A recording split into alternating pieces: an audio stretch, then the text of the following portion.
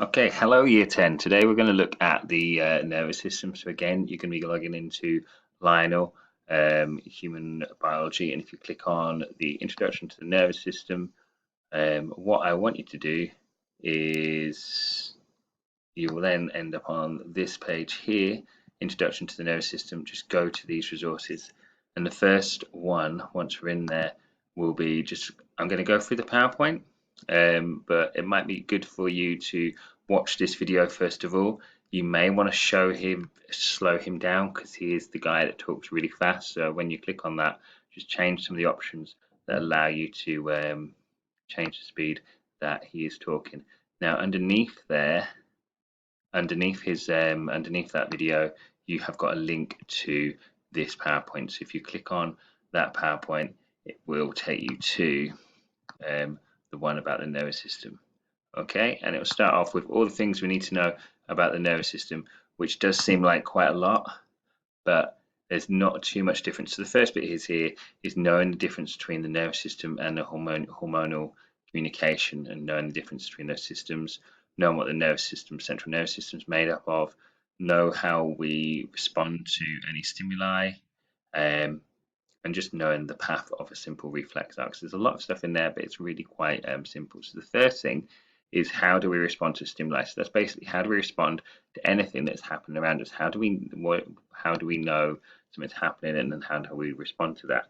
So the first thing is your endocrine or your hormonal system, which you did work on earlier in the week. And that uses hormones that travel in the blood that respond to stimuli. So this is kind of slow and long lasting. So one example might be, you've got increased blood sugar in your blood. You've got too much sugar in there, so your body will produce insulin, which will lower that down. Or you might see, let's say you see something dangerous, so your body produces adrenaline, which gets your heartbeat pumping faster. That's an example of endocrine or hormonal system. So it's usually slow and it lasts for a long time. Your nervous system is using an impulse traveling in the nerves to respond to stimuli. So just if you step on a nail or something, then you move your foot back really quickly, or step on some Lego. Um, you respond to that really, really fast, and it takes a very short amount of time for that impulse to travel through the body. So that's what we're kind of looking at today, is the nervous system. Your nervous system is made up of two main parts. You have your central nervous system, which is your brain and your spinal cord. So that's the nerve running all the way down the middle of your spine. And then you have your nerves that spread out from that with your peripheral nervous system. And these are the ones that are going to be sending impulses to and from the central nervous system. So if we're looking at on a body, you've got your brain here and your spine here. This is your central nervous system, which we abbreviate to CNS. So if you're ever writing an exam, you'd write central nervous system first, and then afterwards you can just put CNS. Then you've got all the branches coming off that, going around the body, and these other parts are your peripheral nervous system. Okay, and you have different types of nerves or neurons, and these are in order. So your sensory neurons, so these are the ones that detect stuff. So if you're detecting stuff, it needs to be brought into the central nervous system. So then your central nervous system can tell the body what to do. You've got relay neurons, and they connect the sensory neuron to the motor neuron in the CNS.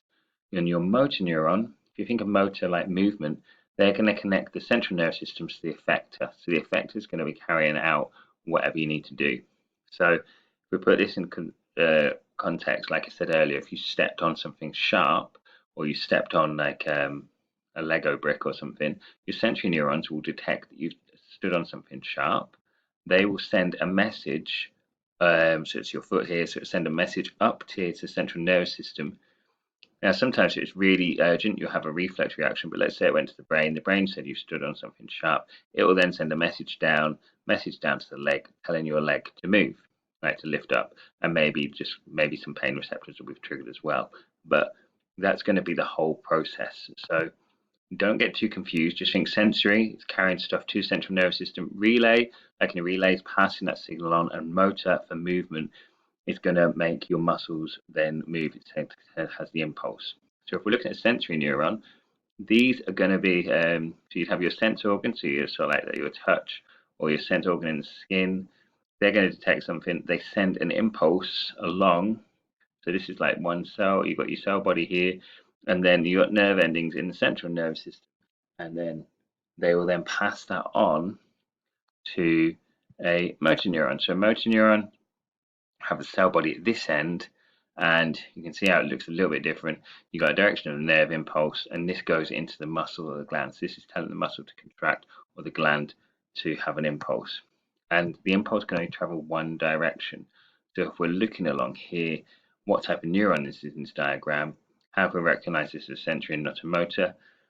Well, the cell body is coming off the side. So if you think about how it's different, whereas with the motor neuron, you've got your cell body inside the central nervous system, whereas in sensory, cell body is outside.